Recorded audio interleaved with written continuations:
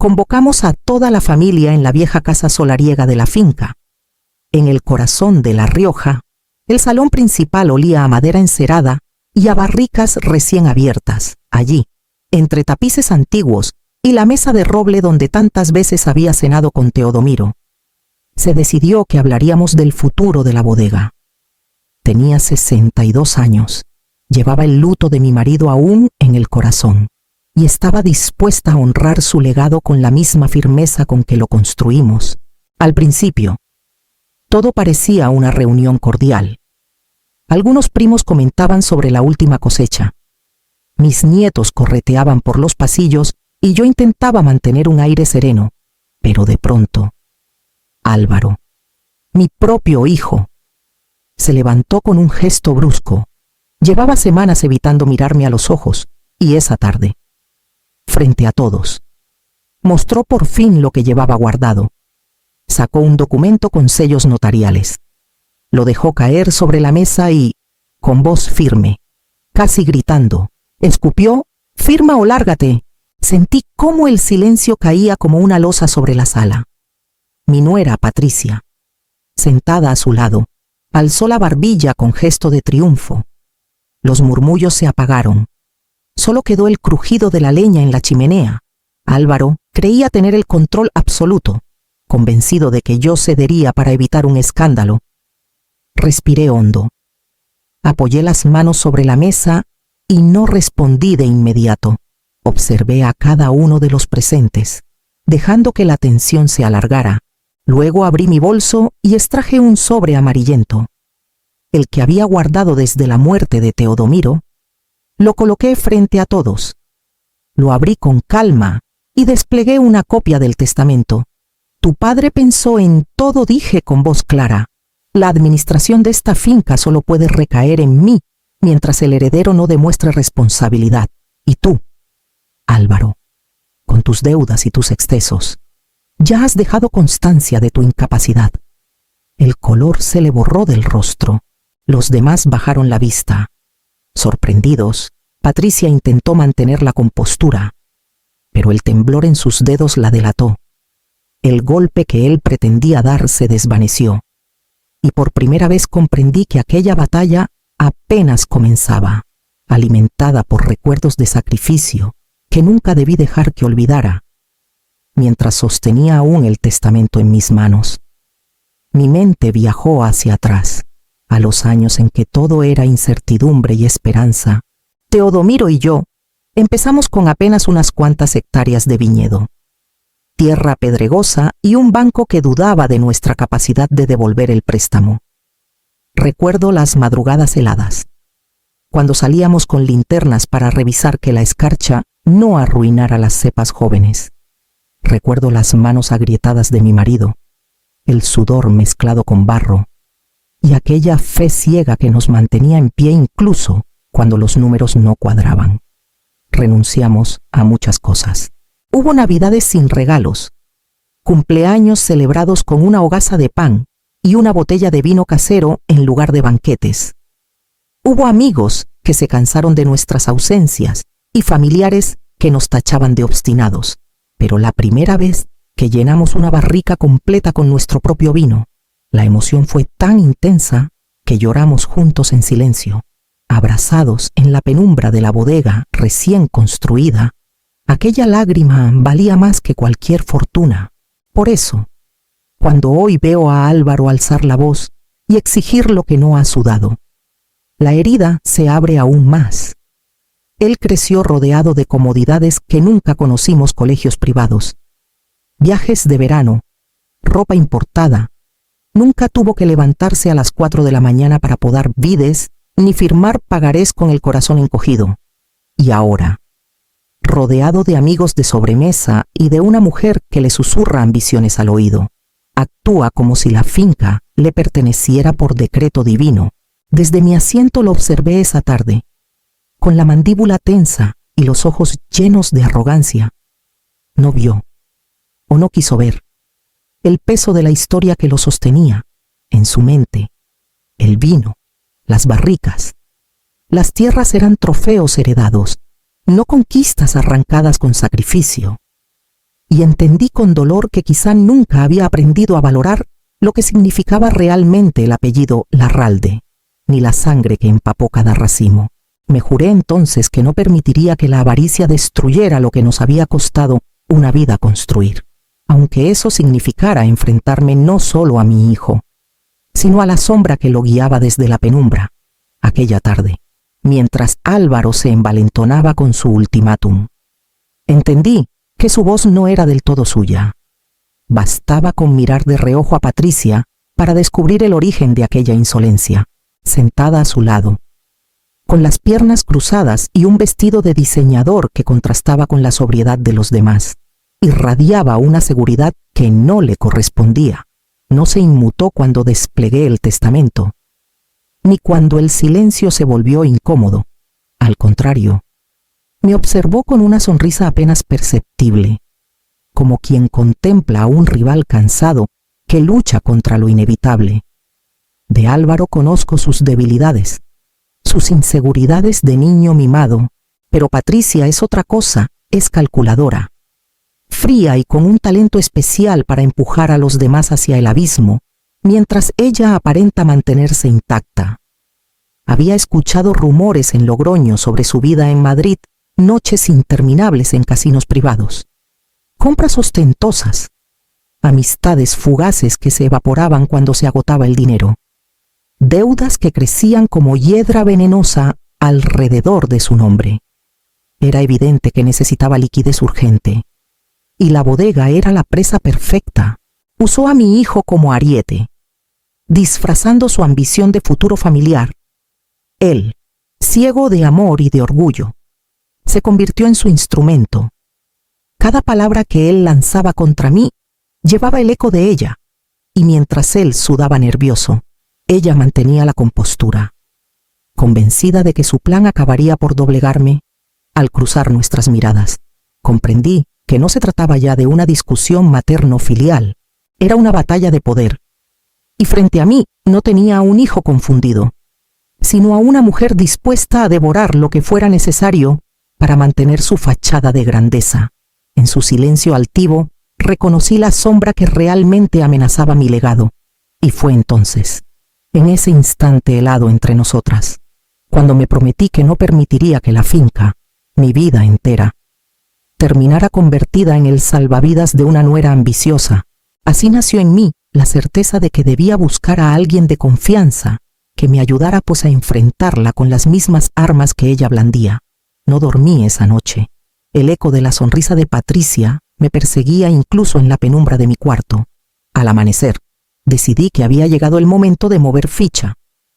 Tomé el primer tren hacia Bilbao, ciudad donde aún residía alguien en quien confiaba más que en nadie, Luciana Herrera. La había conocido en la universidad, mucho antes de que la vida me llevara a viñedos y a maternidades, y ella a los tribunales y a la defensa implacable de los más vulnerables. Nos abrazamos como si el tiempo no hubiera pasado, aunque sus canas y mis arrugas daban testimonio de décadas enteras. Tras el saludo, extendí sobre su mesa el documento que Álvaro me había obligado a recibir. Luciana se colocó las gafas. Lo hojeó con rapidez primero y después con una calma inquietante. Sus cejas se arquearon en silencio. Esto no es un contrato, sentenció finalmente. Es un despojo redactado con membrete notarial. Si lo firmaras, perderías todo derecho no solo sobre la finca, sino incluso sobre beneficios futuros. Hasta tu vivienda quedaría supeditada a la voluntad de tu hijo. Sentí un escalofrío. Era peor de lo que imaginaba. Ella alzó la mirada y, con la franqueza que siempre la había caracterizado, me preguntó qué pensaba hacer. Fue entonces cuando decidí abrir el cofre secreto que llevaba años guardando. Le confesé lo que nadie en la familia sabía, las inversiones que mi padre había dejado en silencio, acciones en varias compañías y cuentas que con los años habían alcanzado un valor de 9 millones de dólares. Saqué las carpetas con extractos, balances y escrituras. Luciana abrió los ojos con asombro. Toda la vida me oculté detrás de una apariencia modesta, expliqué. Quise que me valoraran por mi trabajo, no por mi fortuna. Pero ya no puedo callar. No me robarán lo mío. Luciana asintió. Con una chispa de admiración en sus ojos, juntas comenzamos a trazar un plan que no solo frenara la ambición de Patricia y Álvaro, sino que además pusiera a salvo mi dignidad. Y supe en ese instante que al regresar a La Rioja, ya no volvería a ser la misma mujer que había partido. Pasamos horas encerradas en el despacho de Luciana. Con las persianas medio bajadas y el aire cargado de café recién hecho, ella, con esa serenidad que la caracteriza, fue trazando línea por línea un nuevo acuerdo a cada cláusula abusiva del documento de Álvaro. Le respondimos con un artículo que no solo protegía la finca, sino que además reforzaba la continuidad del legado. La bodega quedaba blindada, no como una herencia fácil de malgastar, sino como una institución con reglas claras y exigentes. Mientras ella escribía, yo le conté con detalle las deudas de mi hijo que había logrado averiguar: préstamos rápidos, créditos de tarjetas, facturas atrasadas. Luciana me escuchaba con atención, y entre ambas dimos forma a un anexo que evidenciaba su irresponsabilidad financiera. No se trataba de humillarlo sin más, sino de demostrar ante cualquier tribunal que Álvaro carecía de la estabilidad necesaria para gestionar un patrimonio de esa magnitud al caer la tarde. Los papeles estaban listos. Recuerdo haber acariciado la carpeta con un extraño orgullo, como si cada página representara una hilera de viñas salvadas de la sequía. Luciana me miró a los ojos y dijo: el golpe no es solo legal, Ifigenia, es moral, y tienes que darlo en el momento exacto. Asentí. No había prisa. Patricia y Álvaro estaban convencidos de que ya habían ganado. Él había convocado un gran banquete en la finca para anunciar, con champán y discursos, que tomaría las riendas de la empresa. Pensaba lucirse delante de familiares, amigos y socios. Decidí esperar ese instante. No había escenario mejor que aquel salón repleto de testigos para mostrar que su supuesto poder era un castillo de arena. Yo permanecería en silencio, con la calma de quien observa una tormenta formarse, hasta que llegara la hora de abrir la carpeta y dejar que la verdad hablara por mí. Cuando regresé a La Rioja, sentí que llevaba conmigo no solo documentos, sino un arma hecha de memoria, justicia y determinación, y sabía que, en ese banquete, la historia de la familia daría un giro irreversible. La finca se vistió de gala como pocas veces había visto. Álvaro había ordenado decorar el salón principal con manteles de lino y candelabros dorados, como si el esplendor de la mesa pudiera compensar la fragilidad de su carácter. Invitó a notarios, empresarios vecinos, parientes lejanos y hasta un par de concejales locales. Todo era un despliegue calculado para proclamar, con aires de grandeza, que él sería el nuevo dueño de la bodega Larral. Me senté en un extremo, observando. Patricia se paseaba de un lado a otro como si ya fuera la señora indiscutible del lugar, saludando con sonrisas medidas y dejando que su perfume inundara la estancia. Sus ojos, cada vez que se cruzaban con los míos, destilaban esa seguridad altiva que solo tiene quien cree haber ganado. Cuando el banquete alcanzó su punto más alto, Álvaro golpeó suavemente la copa con una cucharilla y pidió silencio. Todos le prestaron atención. Se levantó erguido, alzó el vaso de vino más caro de la casa y proclamó, con voz inflada de orgullo: queridos amigos, familiares y socios, hoy celebramos el inicio de una nueva etapa. Muy pronto asumiré las riendas de esta bodega, como corresponde al heredero legítimo, y la llevaré a horizontes más ambiciosos. Un aplauso estruendoso llenó el salón. Algunos invitados lo miraban con respeto, otros con interés calculador. Patricia, sentada a su lado, asintió satisfecha, disfrutando de cada segundo de aquella representación. Yo, en cambio, permanecí inmóvil. Bebí un sorbo pausado de mi copa y dejé que los segundos se alargaran. Vi cómo Álvaro se dejaba embriagar por la ovación. Convencido de que había conquistado el escenario, nadie más que yo sabía que aquella Era la trampa perfecta. Cuanto más alto subiera en su vanidad, más estrepitosa sería su caída. Cuando las miradas comenzaron a dirigirse hacia mí, esperando mi confirmación, me acomodé en la silla con calma. El murmullo creciente presagiaba que mi silencio pronto se volvería insoportable, y supe, en lo más hondo, que había llegado la hora de abrir la carpeta que traía conmigo y mostrar la verdad que destrozaría aquel espectáculo. Me puse en pie despacio, dejando que el murmullo se apagara hasta convertirse en un silencio expectante. Llevaba conmigo una carpeta de cuero que coloqué en el centro de la mesa, justo al lado de la copa que Álvaro todavía sostenía en alto. La abrí sin prisa y empecé a desplegar, uno a uno, los documentos extractos bancarios con sellos oficiales, escrituras de propiedades y valoraciones actualizadas de mis acciones. El salón entero contuvo la respiración. Alcé la voz, clara y firme. Para que no quedara resquicio de duda, mi patrimonio asciende a 9 millones de dólares. He vivido con discreción porque quise que me valoraran por mi trabajo, no por mi fortuna. Pero que quede claro, si alguien necesita protección, no soy yo. Un murmullo de asombro recorrió la sala. Los rostros se helaron.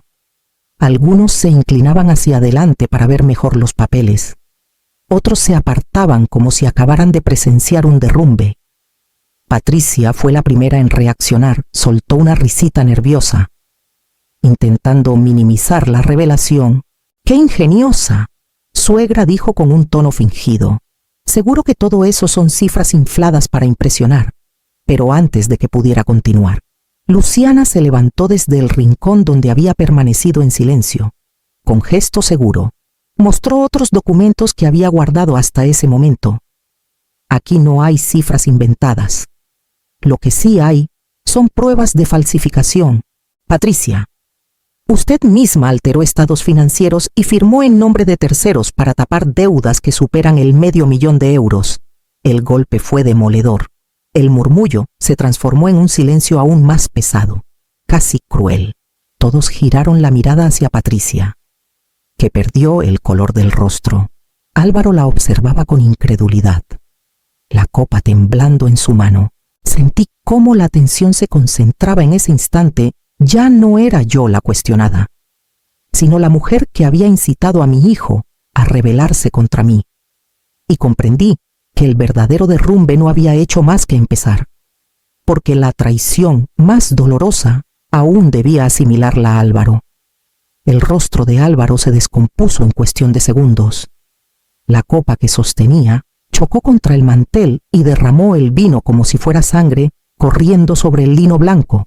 Miraba a Patricia, luego a los documentos, y volvía a ella con una mezcla de incredulidad y rabia contenida.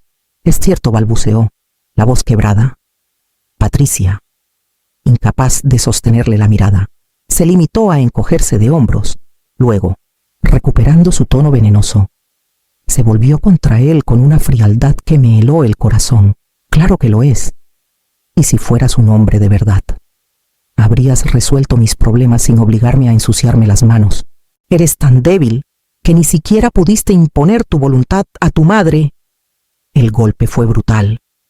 El murmullo de los invitados se volvió un coro de reproches.